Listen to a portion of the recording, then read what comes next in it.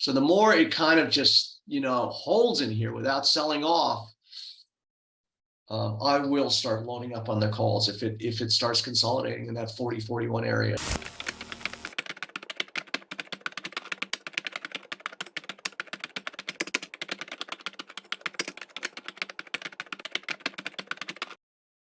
Quick view on gold and silver. Joe Kernan said he was just so surprised that gold was lower, and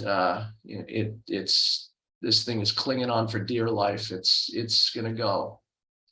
Yeah, this thing is just consolidating at these things, but it's ready to go lower. This is going to give up the ghost in a big way. I think there's a $500, a possible decline in gold coming up. We just formed a massive 2-3 year top in here.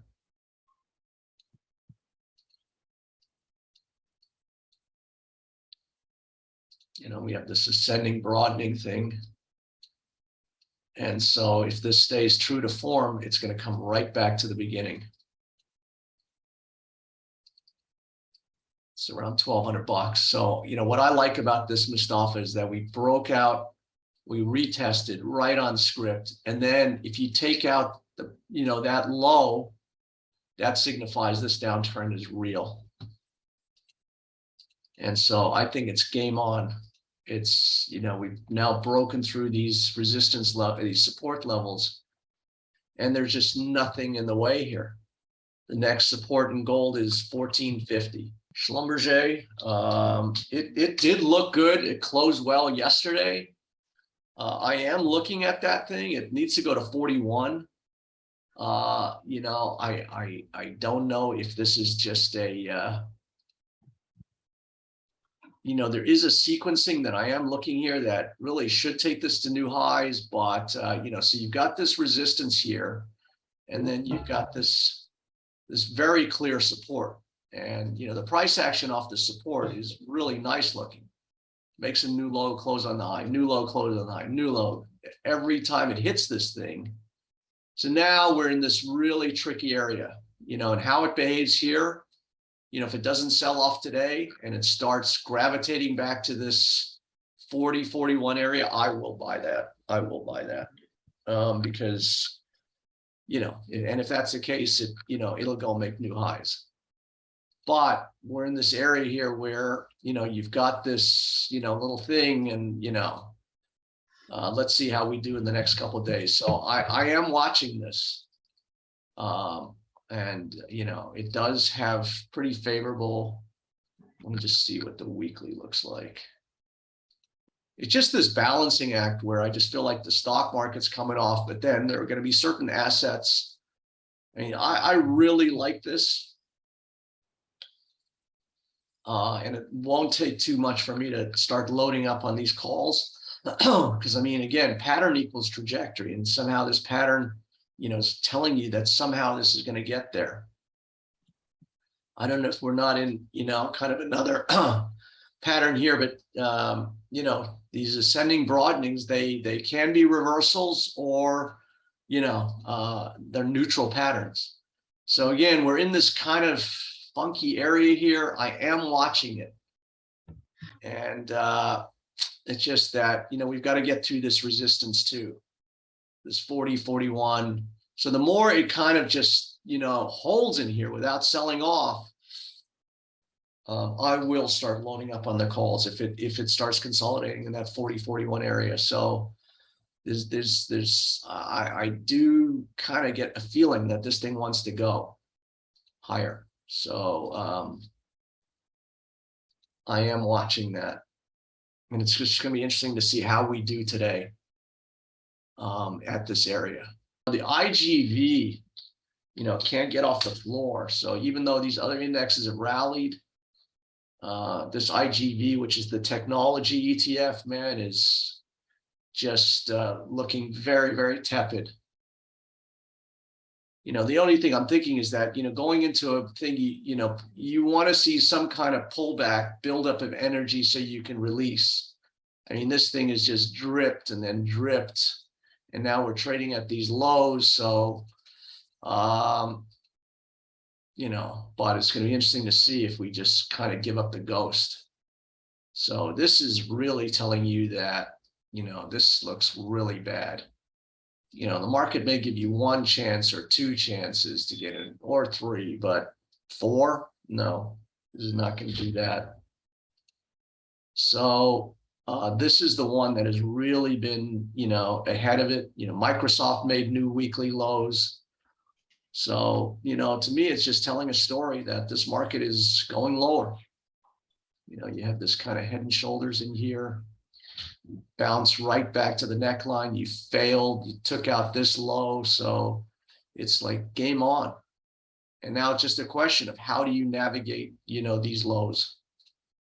You get a thrust through here, then it'll come back, and it's going to be a fight to, to give up these levels.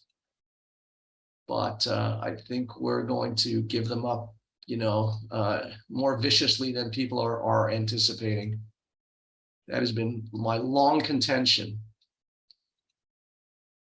So this is really kind of the chart to watch. Everything else is, that's so noisy. The Dow and the S&P are so noisy. This to me has been my guide for the last 8 months. Whenever I kind of ambivalent, I flip back here and go, no, this is the deal. This is, the misdirect. So, you can't have a topping pattern and then all of a sudden 2 months later bottom. That's not how markets work. This is going to be a grinding thing. It's going to take a year and a half to bottom. Everybody was quick, expecting this quick comeback. I don't think it's going to happen. And this thing still looks like it's got a lot of work to go lower. So here is the pandemic high right there. So it just coincides with all of these levels. So you can see how important this is. So, gets to 206, 255, that's going to be a very important barometer on the entire market. This is the leading, the software led us up, and it's, the first one out of the gate to the downside. So this is what really should give everybody pause. Everyone's looking at the fangs to bail us out and this and that, but the fangs are over. Whether this market comes back in the future, it always comes back with new leadership. So, to think that, Microsoft and Apple are going to be the ones to kind of be the next ones in, 6 months or a year, there's usually a change of the guard. There'll be some new leadership. So, this is where I think you got to go. So we're very, very precarious levels. I mean, you have that as a head and shoulders, or that, which is an even bigger one. And, the measurement from here to here just suggests that, we've got that kind of move still in here. So I think people are just not understanding, to my mind, when I listen to these people, what, is possible here. This is the triple Qs, the NASDAQ, and you can see we're, right in this little area where we've got trading at 290, and we got to go through, 270. And so, how does it do that? But, I was also looking at, this bar, this weekly bar, made a new high, close on the low. So, I just don't, markets just don't do that. They don't just close on the low and then do that. I do think you have to take out last week's low.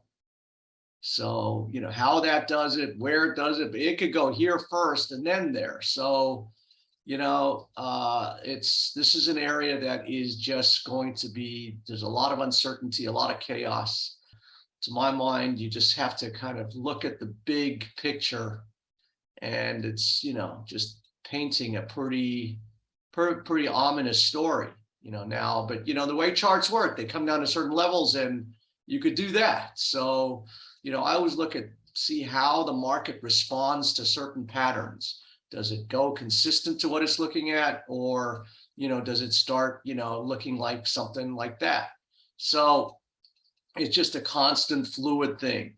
The markets are dynamic and fluid, and, you kind of have to But at the same time, the patterns have the implications, and all the patterns, to me, they're set in stone, and away we go. So tomorrow is just going to be fireworks, and I just really like the fact that the price action coming into today, where again, we had a bit of a bottoming here. You can see we try to make a go of it. It's trying to keep people honest here. But I just feel like it's failing nicely here on this 4 hour during the night. You've kind of failed here. And now, if you come back and start retesting these lows sometime today and close on the low, I would love to just go into Fed meeting with a little breathing room where we go and we close on the low. And at least tomorrow, if there's a rally, that, it can be somewhat contained. So you can see, 45 is 1.3 million. $1.3 million short. So pop out a profit for 118,000 there. So you can see how it's going crazy now. You can see how the market just going nuts. I bet like $1.6 million on this position. I'm showing right now $23,000 gain.